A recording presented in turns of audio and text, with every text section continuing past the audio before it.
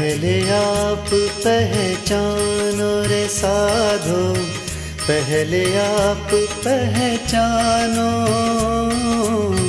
पहले आप पहचानो रे साधो, पहले आप पहचानो। बिना आप चिन्हे पार ब्रह्म को कौन कहे मैं जानो रे साधो, कौन कहे मैं जानो।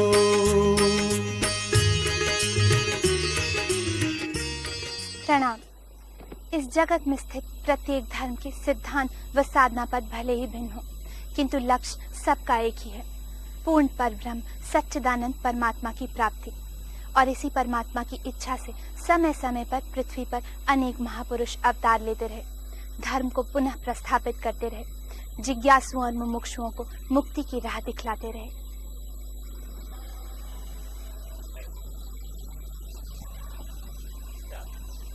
दीपक जला के जाता है कोई, जिसकी रोशनी में उठती हैं आत्माएं सोई।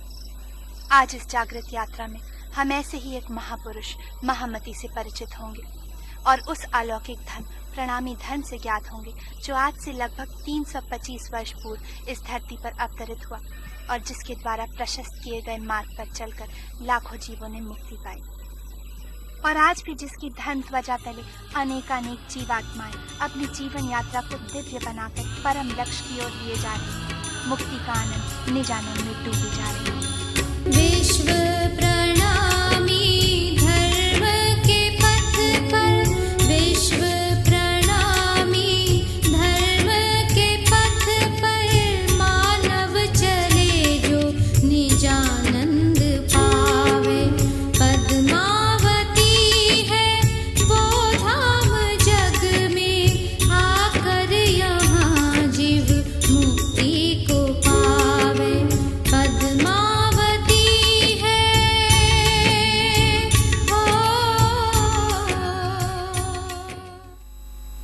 गुजरात राज्य के जामनगर में सद्गुरु श्री देवचंद्र जी महाराज ने पूर्ण परब्रह्म श्री कृष्ण का साक्षात्कार किया। उनसे तारतम्य मंत्र का ज्ञान पाकर एक महान धर्म जो परम धाम में पहले से ही स्थित है, उसका इस पृथ्वी पर बीज बोया। प्रणामी धर्म निजानंद संप्रदाय से इस धर्म को नामांकित करने के बाद उन्होंने यहाँ श्री 5 नवतनपुरी धाम की स्थापना की। इस प्रणामी धर्म को विश्व धर्म की परिभाषा देने के लिए निजानंदाचार्य धनी श्री देवचंद्र जी को खोज थी एक सामर्थ्यवान, बुद्धिमान और प्रज्ञावान शिष्य की, जो पूरी हुई मेहराज ठाकुर के रूप में।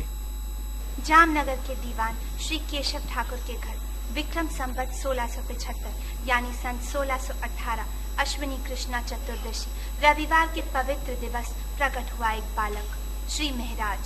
माता धनबाई इस महान सत्य से अज्ञात थी कि उनके छोटे दिए समान घर में स्वयं अनंत सूर्यों का अखंड सूर्य श्री मेहराज प्रकट हुआ है, मगर शास्त्र ने इस बात को पहले ही जान लिया था।